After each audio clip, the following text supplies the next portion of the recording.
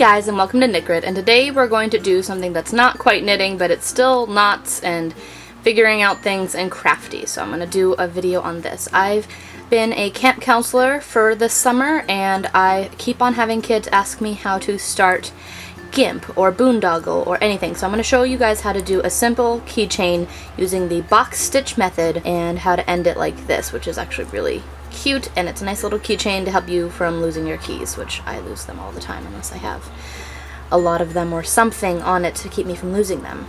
So this is a really cute one that I made out of purple and this rainbow. It also looks like something that Lisa Frank would come out with. I honestly really like it.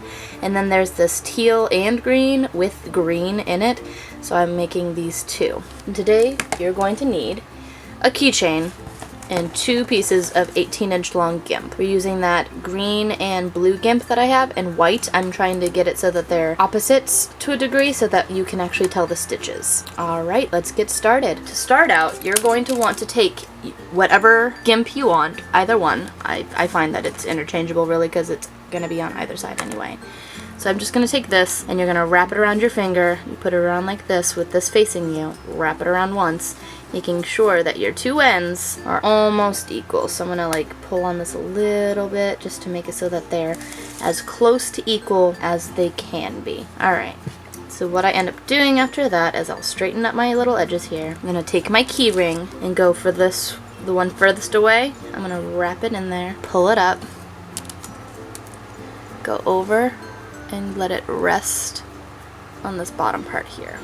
So that's, you don't have to do this, this is just how I do it, because you could just at the very end wrap it through one of those, take your keyring in. So next after that, you're going to want to take your opposite color and feed it through the center of those 2 loops. So you're going to put it through there, and I like to keep my little loop right here, my little keychain, above it right there. So you're then going to take your right and put it over your right and under your left piece here.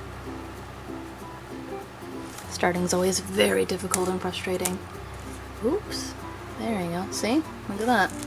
And then I'm going to keep my keychain, I'm going to use my thumb right there, I'm going to take my left piece, go over my left and under my right,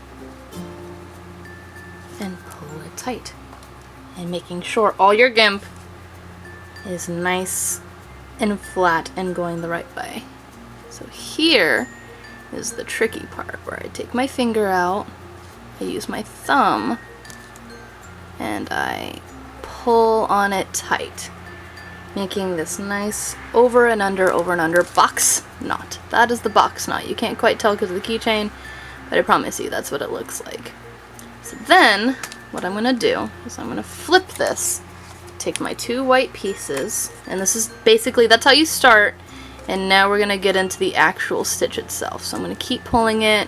You're going to always want to pull it and make sure you're pulling it to the same tautness every single time. One thing I say about knots is it's the repetition of it every single time. So I'm going to put my one piece over that way. So you've got your 2 white pieces over and under one another like so. Then what I'm basically doing is taking my leftmost piece, going over and under into the loop that I just made, snapping in this piece into the knot. Now I'm going to take my other piece, go over and under into the loop, snapping it to there, and again we're going to pull on all of our ends, making our box knot. So we're basically just doing crisscross formations the entire time. So I'm going to take my white again. Doesn't have to be the same one every time, by the way. I just prefer, if I have flimsier GIMP, to have the stronger GIMP be the stuff that I work with as far as going over and under. So then I'm going to take this and go over and under. Ooh! Let's take this one actually first. Take this, go over and under, snapping that in, and then take my other piece and go over. It's hard doing this when you're looking through the viewfinder, so I have to keep reminding myself to stop doing that. And under. So you've got all these crisscrossing, and then you pull on it tight. And basically, that's what you keep doing the entire time, and you're going to keep making these knots. And you do it for as long as you want.